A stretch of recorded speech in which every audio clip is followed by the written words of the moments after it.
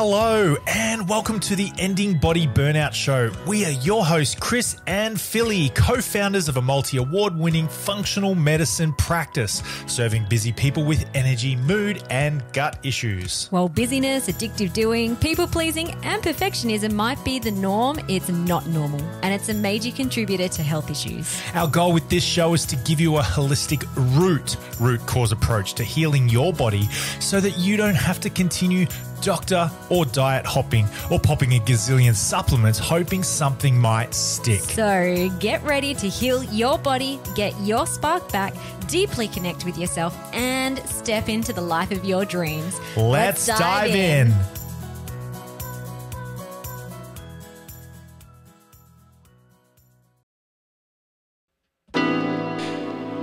G'day guys and welcome to this episode of the Ending Body Burnout Show. We're super excited to share this Connect the Dots episode with you all.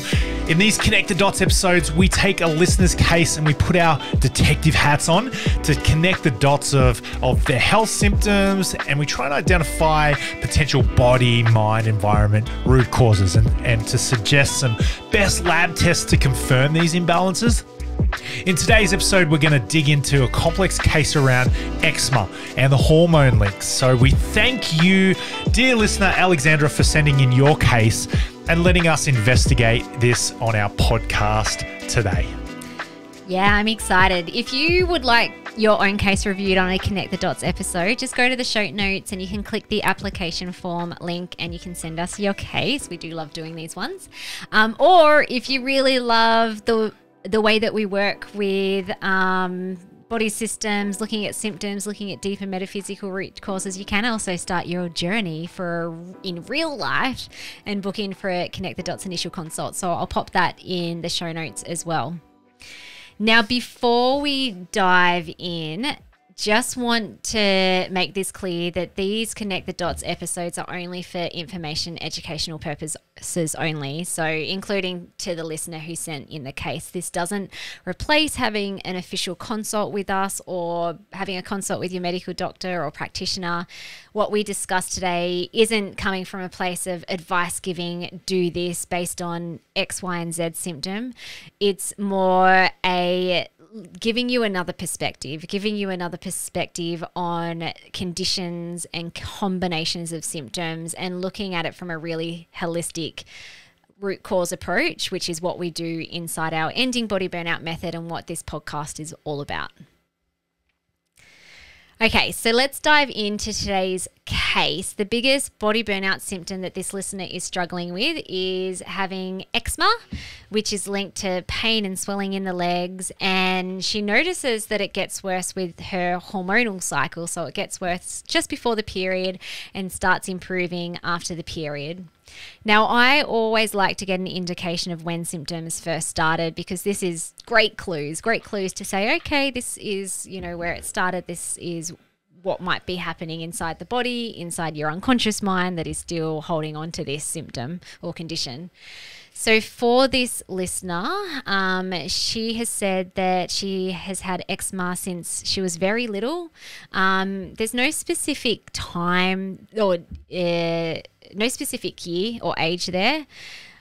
That might, I'm curious around that. I'm like, if it's a newborn baby and they develop eczema within days of being out of the womb, then it's like, okay, usually that's like there's some microbiome stuff going on. Or if it's kind of like later on in life, maybe 3 years old, and what else was happening around there, and if there was like chronic stress in one's life, then it just gives me more information in terms of where the issue might have started and what the root causes might be.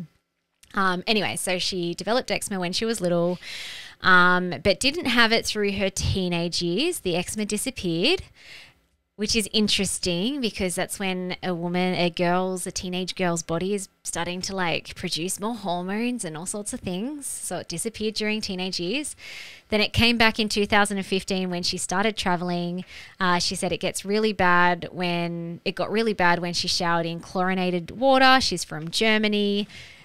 And the Germany's water isn't chlorinated, so she thinks maybe that's where it might have started or it might have set it off. which again is also interesting. It's kind of like, oh, okay, there might be some detoxy type things going on, that a body's ability to detox from chlorinated water might be compromised.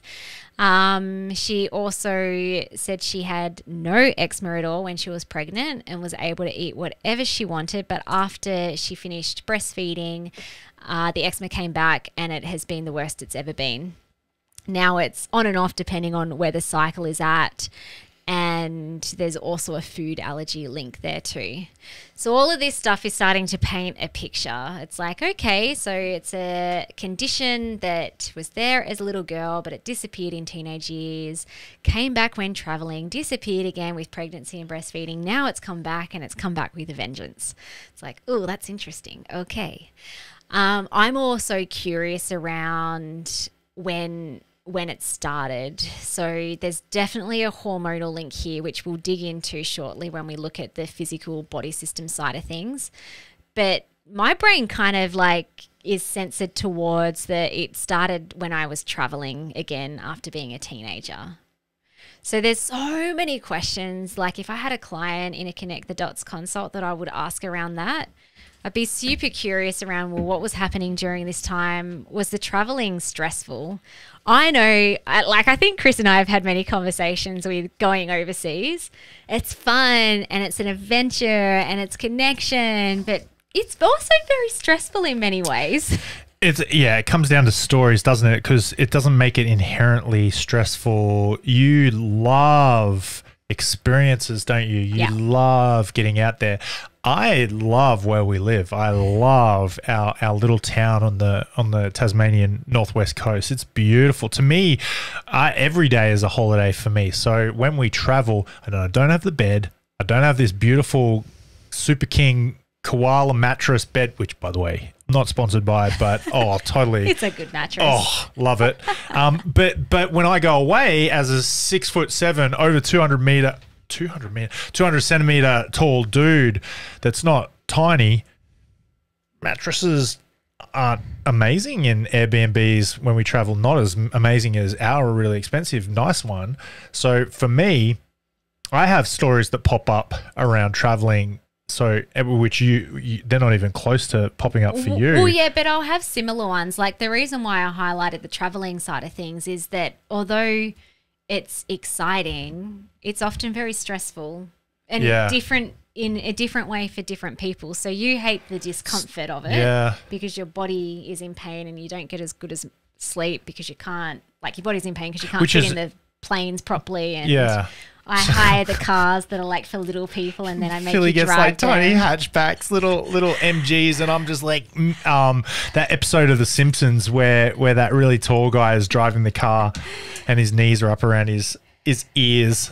That's Chris. I also feel like your old army days kind of like get switched on when we're in a different environment too, like danger, protection. Yeah, got to protect my girls.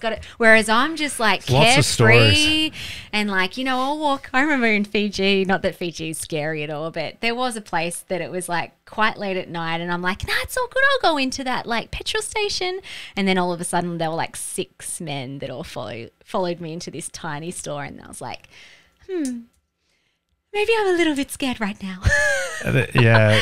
But so my radar isn't there. I'm just like, this is fun and this is an adventure. It's super common for, not just for ex-army guys or current army guys, but for guys in general, like dads for dads, a lot of dads tapping into protective mode. Well, what is protective mode? This is dangerous. This is unsafe, which is a story. It's some people can go into a situation and not fear for their loved ones. And so the point that we're trying to get here is there's going to be some stories around traveling. There's going to be some stories around stress and safetyness. And the way you do one thing is the way you do everything. Yeah. So again, if there was this listener who sent her case in, we were having a real life conversation, coaching session, consulting. we'd be asking these types of questions to gather more information around like this person's nervous system, their patterns, their potential stories, deeper beliefs. Like just touching on the travel. Yeah, like in the past, travel was stressful for me because I had massive money scarcity issues. So I was constantly thinking about the budget and like, oh no, we can't spend money on that. Oh no, you can't get a drink there. Oh, blah, blah, blah, blah. Whereas nowadays it's a lot more free and fun. But my stress with travel might come from, well, I don't eat the way that I usually do, or I get dehydrated, or I do love adventure and I love experiencing so many things. And so sometimes I might put too much into the day. Yeah. Another thing too with travel that I always ask if someone's been overseas and it's like, oh yeah, my symptoms started during or after travel is, were you sick? Did you get some sort of a tummy bug like barley belly, or did you get a really bad flu? Because either of those could be pinpointing to like parasites or even Lyme disease. Okay, that's the travel. I mean, that was like a tiny little part of the sentence, but I'm like, well, let's go there. The things that this woman has tried so far, so when she was little, her mum tried lots of natural therapies. She couldn't remember what they were, but the doctor tried a lot of things. She could only remember taking some drops and she could only remember getting her blood taken, and she was on a very strict diet. So over the years, she's worked out that she can't have dairy or wheat. They make it worse. But even when she avoids it, the eczema still comes and goes with cycle. So it's not just the food. It's not just the cycle. There's other stuff going on. Currently, she is just using topical natural things like shea butter to keep it moisturized. Okay, so there's so much. This is like, I get really excited too when I get to what have you tried so far. If someone hasn't tried a lot of things, like I actually wouldn't say that this woman has tried a lot of things. Maybe her mum did when she was little, but she can't remember. But there's like, okay, wow, there's so many missing pieces that we could go into that could make a huge difference for this woman's health. I also get really excited when people have tried a lot of things and still they're stuck. It's like, cool. It's highly likely deep metaphysical root causes. And that makes me excited because magic happens when you start addressing that. A little bit about her life now. So she does shift work in the mornings from 4 a.m. to 8:30 a.m. and then she comes home and homeschools her 2 older girls. So it sounds like she's juggling a lot. She's doing a lot. She's also a stepmother to 2 older girls, and she's constantly worrying if she's a good enough mum because their mum died of cancer and now she's taking care of these kids, and her 2-year-old daughter is getting a lot more attention and constantly having feelings of like, am I doing enough for these other 2 girls? Am I enough? Am I enough? Am I enough? And so then therefore that makes sense why someone would be doing a lot of things to try and feel like or prove that they are enough. Okay. So in our practice, in our ending body burnout method, we always think about two main causes of body burnout. Both come from physical inflammatories as well as metaphysical inflammatories. It's never one or the other. It's always one and the other. And so we'll dig into both of these now. So from a physical point of view, I actually really enjoyed getting this case because I'm like, oh, that's so interesting around the eczema and the hormone link. So first of all, from a physical point of view in the body systems, if a person developed eczema as a little kid, my brain definitely always goes to gut health first because that is often where eczema starts as a young person. Mind you, there's a whole heap of other stuff below the surface that can contribute to that. But from a physical point of view, there's usually something around the microbiome, dysbiosis. The baby might have accumulated the mother's microbiome in the womb or during during birth or breastfeeding. So from that point of view, I would ask more questions around what was mother's health like. Were you vaginal birth or were you breastfed? This can give us so much clues around potential microbiome dysbiosis, which is a common reason why people develop eczema, especially if it's triggered by different food sensitivities as a baby or a young child. The reason why the gut is so important and often linked to eczema is because if there's inflammatory things happening in your gut, like pathogens overgrowing, leaky gut, digestive organs not breaking down foods, and then foods are kind of putrefying, all of this is inflammation, then your immune system can become hypervigilant and you can start stimulating inflammatory reactions in the gut, which can manifest on the skin as eczema or other skin conditions.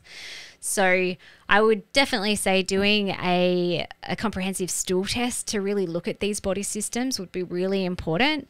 Your beneficial microbiome is also so important. There's so many studies around Lactobacillus species being really important to prevent the risk of eczema in children. So a lot of women, well, if a woman was in my practice and she was pregnant, I would recommend her supplementing with this supplement so that it prevents the child from having eczema, because that is a Lactobacillus species is amazing for skin health and to support the immune system.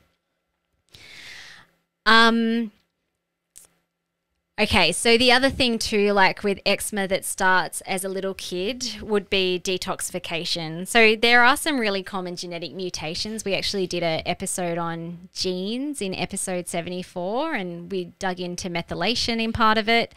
But 1 out of 4 people on the planet have methylation issues in terms of coming from a genetic mutation. So a baby can have that mutation and it can express early on in life, which then means it's harder to detox toxins from the body.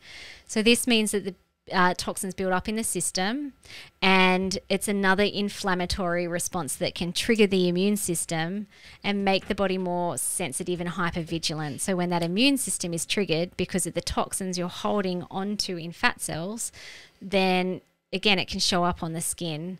And I mentioned the detox stuff as well because this woman mentioned that chlorinated water is a potential trigger.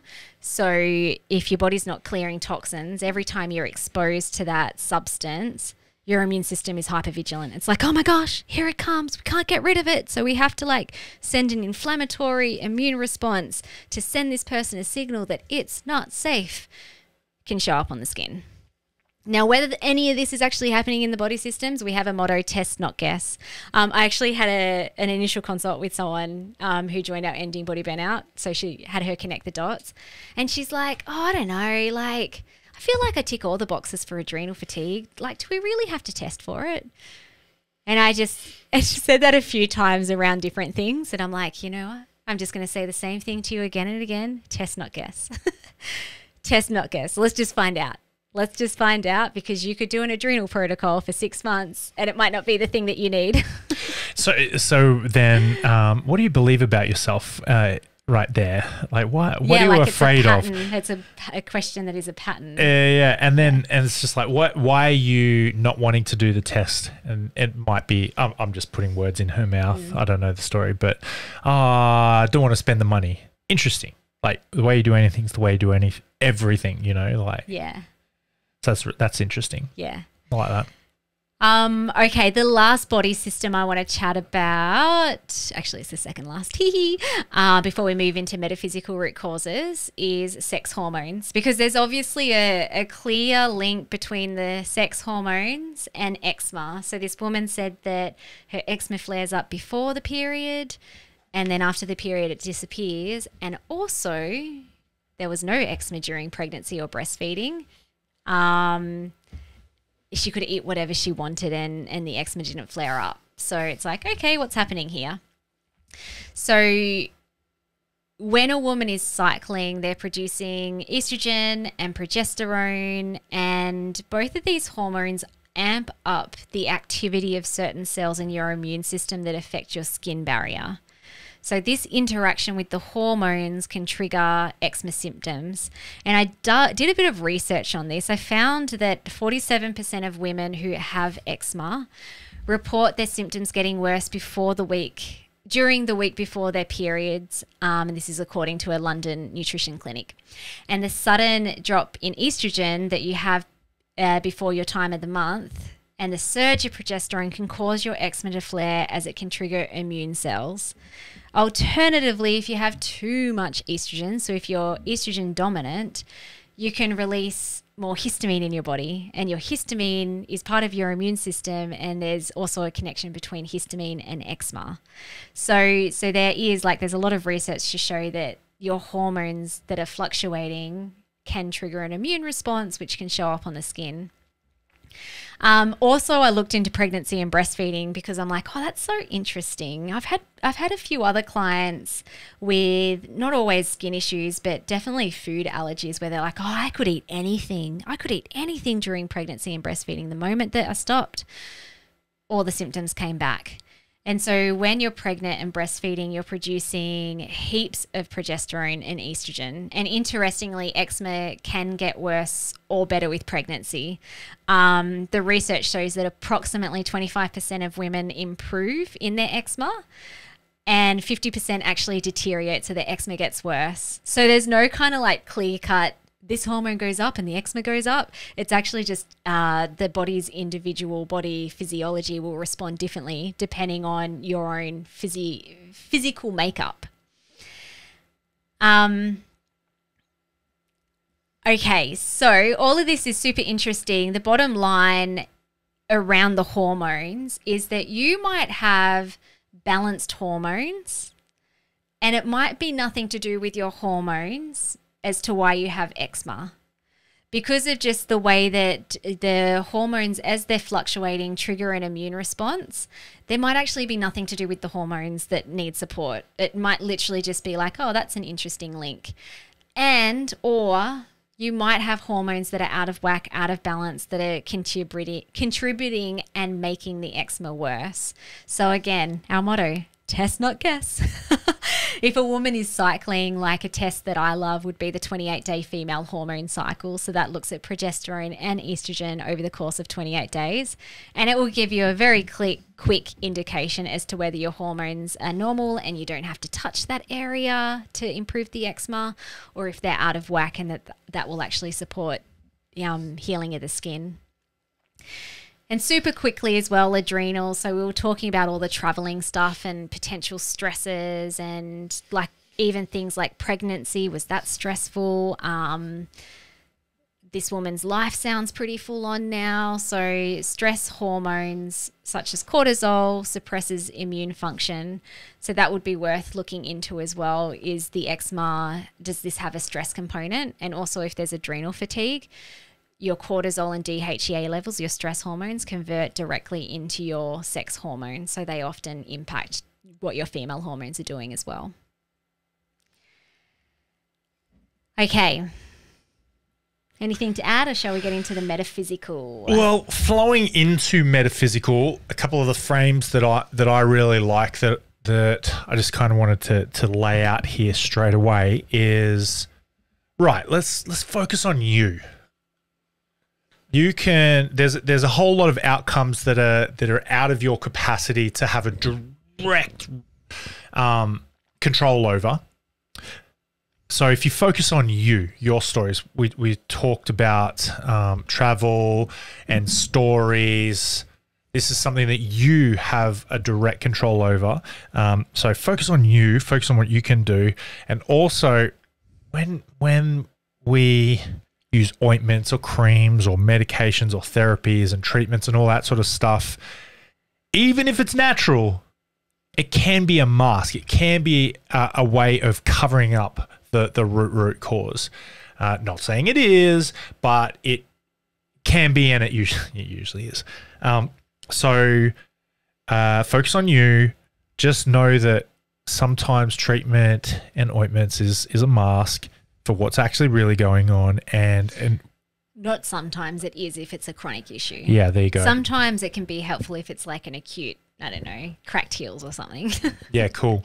And so I love metaphors. Just think about, what is skin? It's a magic mirror. Yeah, magic mirror. I also think of your insides. I actually think it holds you together. It's what's facing the world, and you've got a problem with what's facing the world, and stuff is happening from the inside out, it's coming out, and it's a little bit cracked, it's a little bit broken, what you're projecting is a little bit broken, but how you're holding together, and also your stories. And so I just think, right, cool, all right, well, what stories, what stress, what are you holding in? Let's let that out. Let's not mask it at first. Ever. Let's not mask it with medications and ointments and creams and all this sort of stuff. Let's just see what's going on inside. I'm trying to remember off the top of my head, like a resource that we use sometimes with protection, clients, just to open up this metaphysical like inquiry. Yeah. Louise Hay, I think eczema's around mental eruptions. Protection. Oh, you got it. Anxiety, fears, buried guck. She says, I am threatened, hurt, refusal to accept feelings, deadening of the senses, holding things together, cracking at the seams. Yeah, so I think You're about flaky, yeah. I like, by the way, we don't know this listener not at all. So like we're filling out the holes with our own assumptions. If it's on the money, then it's like sweet. But I kind of connect to everything that Chris just said to what I read out earlier around like the stepkids and not feeling like I'm a good enough mother. Their mum died of cancer, so that's a big responsibility to step into another mother's shoes. And then, what was happening around the travel stuff? And even as a little kid, what was life like as a little kid? Even having chronic eczema as a kid is kind of traumatic in and of itself. So a bunch of stories and beliefs would have been created about who you are, what you look like, your skin. If there were food sensitivities right back then as well, then, that sends a lot of signals to the body that the world is unsafe, or that you might be weak or incapable or whatever it is. So that's, like the deepest root stuff around metaphysical is, who are you at an identity level, and what is your skin or your symptoms trying to say to you? Something else just before we close up that I wanted to touch upon from a metaphysical point of view is your brain and your neural pathways. I mean, this is still the physical body as well. Everything's interconnected. Everything's interacting with each other. So when it comes to eczema, there's actually in NLP, so neuro-linguistic programming, there's a lot of work around eczema and allergy responses, which eczema basically is. So if it's reacting to foods and to chlorine and to different types of things, it's an allergy response. So it's a phobia of the immune system. And when a person develops an allergy, the immune system has, in essence, formed a kind of phobia reaction or a phobic reaction to the trigger or the substance. So you can think about these allergies as a tantrum of the immune system. Again, the way that you do anything is the way you do everything. Is there any kind of patterns around that as well, that it's just like, these mental explosions, or like, I get so annoyed or frustrated when this happens, or why is my life like this? Why am I stuck in a caravan? So again, you're looking at the patterns and the connections. And the stuff around the immune system specifically and triggers, things that can trigger it, is that it's a learned response. You weren't born having an allergy to gluten or dairy or to chlorine, or, whatever the listener or the listener's trigger is. You weren't born having an allergy to that, but it's acquired over time. And not just from a physical point of view, but there's like an emotional response that is wired into your system as well, that thing isn't safe, that thing is dangerous, that thing is bad. And so these neural pathways get stronger and stronger, so that when you are exposed to the trigger, things can get worse. And the cool thing around this like NLP work, neuroscience, is that it can be relearned. Your immune system can be relearned and retrained and rewired so that you can then have safe and healthy responses to triggers, which is really exciting. You just need the steps and the guidance in order to discover how you can actually rewire the immune system, which is something that we do inside our program, the Ending Body Burnout Method. I did it specifically for myself as well. I used to have like quite an intense allergy to even the tiniest amount of milk solids, but able to rewire the immune system and nervous system so that it's safe. And then if we connect that back to what Chris was talking about before with the beliefs and the stories, at an identity-based level, what you believe about yourself is going to impact your neural pathways and your immune system. So if you do, I'm just thinking of some clients that we've worked with that have eczema or allergy type issues. Some of their beliefs were, I'm powerless. Well, that makes a lot of sense. If I'm someone that's powerless, the world is so scary. Like I have no ability to be me in this world, and I'm powerless against things like gluten or salicylates or histamines. She actually did say an accusation, but she phrased it needing a little tweaks. She said, "Am I good enough?" I think that's the way that she phrased it, as a question. So now, if you're asking the question, a part of you thinks you are good enough, but a part of you doesn't, does it? And so you've got this really interesting part of you that's saying, no, I'm not good enough. Not good enough, and I haven't been good enough ever since I was a little girl. Yeah. And this bleeds into your physiology. So if one believes they're not good enough or powerless or incapable, then that belief is also believed about your body and your immune system and your ability to respond to threats in a resourceful, safe, healthy way. That's like the biggest threat. The biggest threat isn't what's outside of you. It's the meanings that you've made about yourself inside your system that is now dictating how your body systems respond to things. I mean, we could do a whole nother episode on the metaphysical causes of hormonal imbalances, which we'll leave for another time. Actually, I did one that went out a couple of weeks ago, talked about my hormones and my sore boobs, so you can head back to that one if you want to dig into hormonal reasons. One last little thing, again, when I was preparing for this podcast episode and I was just looking through like one of our NLP textbooks around allergies, and there is an allergy process that we use that can get some really great results. But there's a little paragraph in there that talks about secondary gains as well. So this is for any health issue. You could have any symptom and you could be holding on to it because it actually provides you with some needs, or there's some secondary gains or benefits that you receive from it. In reference to eczema, I'm going to read this because I was just like, oh, this is so interesting. I don't know if it's relevant to this listener's case, but it might be relevant to you, whoever is listening.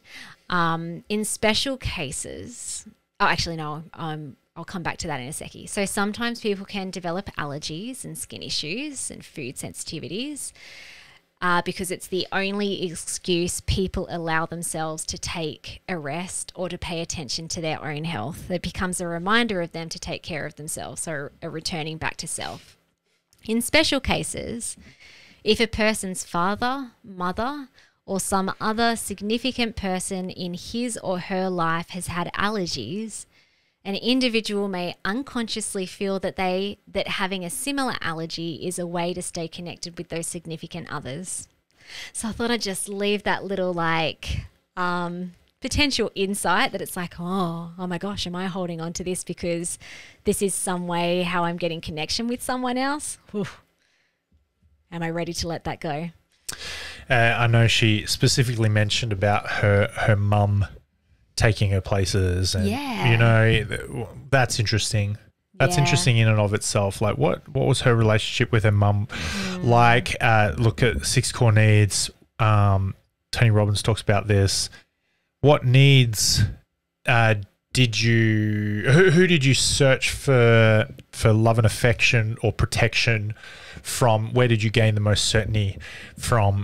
Mum, dad, what was that like for you? That's an interesting couple of questions to journal on. Yeah. And sometimes, like, again, I'm thinking about, even myself. I mean, I wasn't a sick kid, but I definitely started being a sick teenager, to the point where I had vasovagal episodes regularly. Fainted, fitted, peed myself. A secondary gain around that was I got time off school and Mum paid a lot of attention to me and took me to a lot of specialists. It's like that was a way I connected with Mum. There's a lot of other clients that are popping up into my head too around, especially as a little child. This was the only way I got attention. This was the way that I felt like I received love from my mum or my dad. Even one client actually used her sickness to pull her mum out of psychosis episodes, so these things can occur as a little kid and can continue stuck in your system, perpetuating into your adult life. And then it gets really confusing because you're like, what? It all came back from there? It's like, yes, it did. Yes, it did. And shea butter isn't going to help that. Yeah. All right, awesome. So hopefully this helped you to gain a different perspective on eczema, the hormonal link and the immune system. Again, if you'd like to get your own case reviewed on the episode, just drop down to the show notes. I'll put a link there where you can send your case in for us to review on the podcast. And if you would personally like us to guide you through our holistic root cause approach, you can either start with a Connect the Dots initial consult. My calendar is open again, so I'll pop the link down there. I've got some times. I don't know. By the time this is published, I might not have any times in December. Might be booked out. Anyway, check it out. The other option is you can pop your name on our waitlist to our Ending Body Burnout Method program, which does include a Connect the Dots initial consult as the first one-on-one that you have with us. And that is the first step in our holistic root cause method. And every time that we do open our doors, we usually run out of spaces. So if you're not on the wait list, you're probably going to run out of time and probably miss out again. And the benefit of popping your name on the wait list now too is you get early access. So for 2 days before the official doors opening, which is in January, maybe the 22nd, but don't quote me on that. It's definitely end of Jan. We do open the doors 2 days early for the people on the wait list, and you do get access to over $500 worth of early bird bonuses if you're on the wait list. Boom. Thank you so much for joining us in this episode. We look forward to catching you on the next one. Thank you so much for listening. We so appreciate you. If you'd like to give us extra smiles, drop us a review and spread the love by sharing this episode. You can also rate your own state of burnout and the root cause contributors by taking our Ending Body Burnout Assessment on our website.